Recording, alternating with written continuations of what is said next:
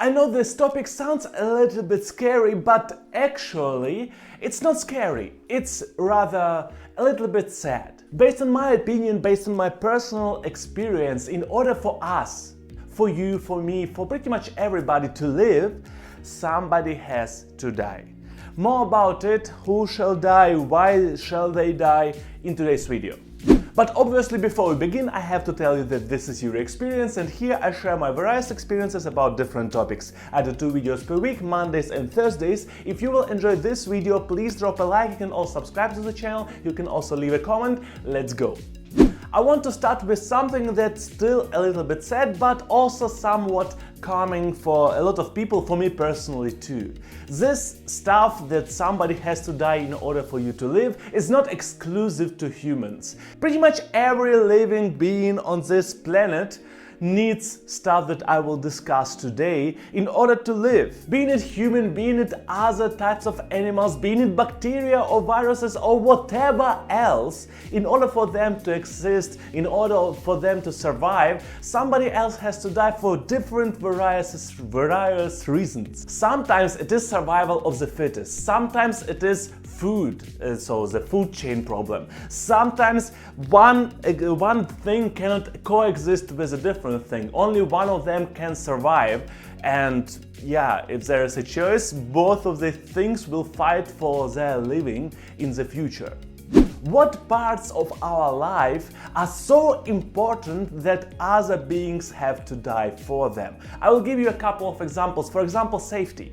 In order for you to live safely in this society, in your apartment, wherever you are, even if you are living completely outside of the society, in order for you to live safely, something else or somebody else has to die. Example, war. Sometimes some people want to kill other people, and in order for you to survive, you need that your part of the war wins the conflict. And we also have silent wars, which also happen right now. We have different kinds of people, for example, spies that go to different countries in order to look for information that can be dangerous for people from their country, so you can live safely. And going to a more minor scale, crime. Since crime exists, since some people decide that that they can hurt other people, that they can damage property of other people, there shall be people who risk their life in order to prevent these people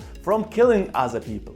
And yeah, it's still dangerous. So sometimes people who are trying to prevent other people from hurting you are getting hurt, and sometimes they die.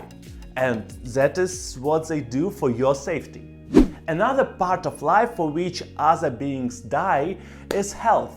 So sometimes, in order for your health to be on a good level, on a good enough level, other beings have to die. Example, in the example, food. In order to eat something, it shall be harvested in some form. Sometimes animals shall be killed, sometimes plants shall be killed, sometimes mushrooms shall be killed. But don't think that your food that comes onto your table it's just appeared magically. Something or somebody, or however you want to define it, has to die in order for you to have food in your stomach. Another example, experiments. Science killed a lot of animals, also some of the humans, but also a lot of animals and a lot of plants and a lot of other kinds of bacteria and microbes and whatnot, in order to try to make your life safer, to make you live longer, to make you live healthier. And the last third example which is about current situation in the world, COVID-19. In order for us to be safe, COVID-19 shall die, or at least be eradicated, or rather not COVID-19 but SARS-CoV-2, or however was the name of the virus. It shall be killed or eradicated as much as it gets, so you and I can live safely, so we can live overall. And the last third big example is comfort. In order for you and me to have comfort in your life, to have mobile phones, to have clothes, to have electricity, some other people sometimes have to die. For example, electricity. We have atomic electric stations, which are currently one of the safest, but it wasn't like that all the time. And we shall not forget about people who died because they didn't know better, for example, Curie family, but also people who had to deal with consequences of bad decisions, for example, Chernobyl situations that happened in late 20th century in the Ukraine. So yeah, other people have had to die, sometimes still have to die, in order for other people to have comfort in their lives, to have electricity in their lives. Obviously, atomic electric stations are not the only solution, but it's still one of the solutions, I would call it like that. Another example, child labor. You know that child labor exists, and a lot of stuff that we have in our life comes from child labor. Only today I read an article about cocoa being produced thanks to child labor by different companies. And the point is, a lot of people who live in the countries where child labor is normal, it is used, they don't live for long lives. They die pretty early because of different various reasons. Normally it's also connected to the whole societal situation in the country. But the point is, in order for you to have comfort of having whatever foods you need, some other people need sometimes to suffer, some other people need sometimes to die. Important question, is it good or bad that people have to die? We already established that it is normal.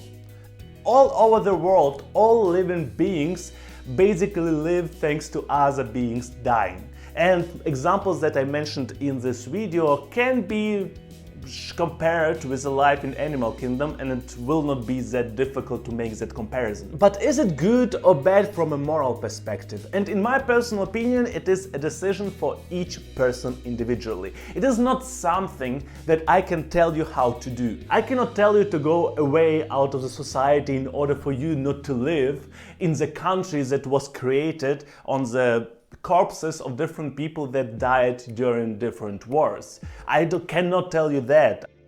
I suggest first understand that this is normal.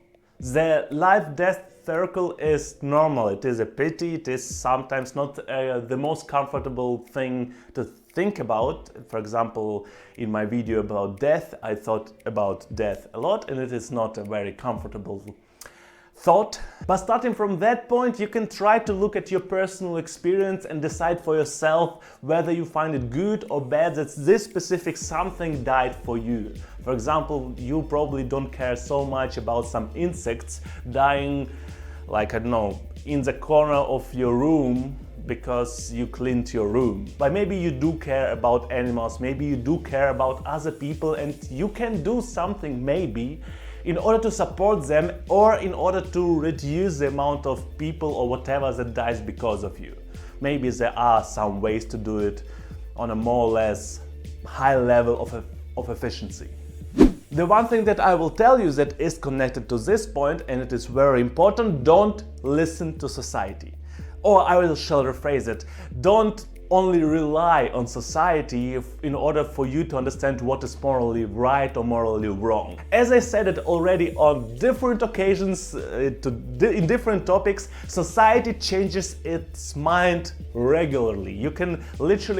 Society can literally have one opinion today and different opinion tomorrow. If you want an example, take wars. Most of the wars were fought by people, thanks to this decision of some other people. And sometimes these decisions were supported by the society. Not always, but on a lot of occasions. And yesterday we had neighbors, today we have people who are trying to kill us, and in 1 week we again have neighbors. Just normal people who are living outside of the border. So please, even if you are listening to the opinion of the society on various matters, filter it and use your personal experience in order to understand whether societal opinion is even something that you shall consider on including in your own opinion. In conclusion, I want to suggest you not to feel bad because of other beings dying thanks to you, or because of you, not thanks to you. Although sometimes also thanks to you, but overall rather because of you. I would rather suggest you to be thankful, Be thankful for every living being, everything in this life that gave their life away, consciously or because of other people's decisions or other beings' decisions, in order for you to live. Don't be wasteful with your resources. For each and every resource that you have in your hands, that you have in your life, something or somebody had to die. For freaking everything. And when I tell everything, everything. In order to acquire everything, you pretty much have to kill something else. Sometimes it is a bacteria or microbe, sometimes it is a living human being. And try to at least acknowledge the sacrifice that different beings made. And I know that you didn't wish for these beings to sacrifice themselves. And sometimes these beings didn't wish to be sacrificed. But it is how life works. It is not something that we can change anytime soon, based on my knowledge and experience. So please at least acknowledge it. And maybe you are not in support of it, but at least acknowledge it and respect it during your life. Again, just don't be wasteful, please. I think it is something that we do a lot, especially in these developed countries. And it is something that just throws away whole sacrifices that other beings made. Which is why don't be a part of wasteful people. It's my suggestion. That's pretty much it. I hope you enjoyed the video. If it is the case, please drop a like. You can also subscribe to the channel. Except for that, I see you on Thursday. Have a great week.